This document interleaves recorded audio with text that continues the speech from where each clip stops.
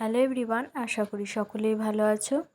আমি আজকে তোমাদের সাথে আরও একটি ডিজাইন শেয়ার করব। এটা একদম ইউনিক একটা ডিজাইন, খুব ট্রেন্ডিংয়ে চলছে। এটাও একটি জিওমেট্রিক ডিজাইন, যেটা ওমব্রের মাধ্যমে করা হয়েছে। প্রথমে আমি দুটো কালারকে মিক্স করে এখানে ওমব্রে করে নেব। এখানে আমি স্কাই ব্লু এবং পিঙ্ক কালার নিয়েছি। তোমরা যখন এই ডিজাইনটা করবে তখন তোমরা যে কোনো কালার নিতে পারো। প্রথমে আমি সিঙ্গেল কোট করে নিয়ে সেটাকে খুব ভালো করে ড্রাই করে নিয়েছি।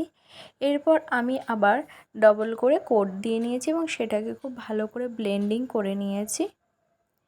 এরপর আমি সেটাকে খুব ভালো করে ড্রাই করে নেব।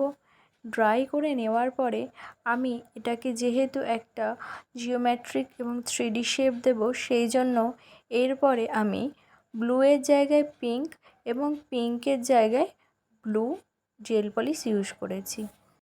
এরপর আমি ব্রাশের সাহায্যে ভালো করে ক্লিন করে নিয়েছি মিডিলের কিছু কিছু জায়গা। এইভাবে আমি ডিজাইন করেছি। ডিজাইনটা তোমাদের কেমন লাগলো জানিও। এরপর আমি এটাকে ড্রাই করে নিয়ে ডিজাইনটাকে সিকিওর করে নিয়েছি।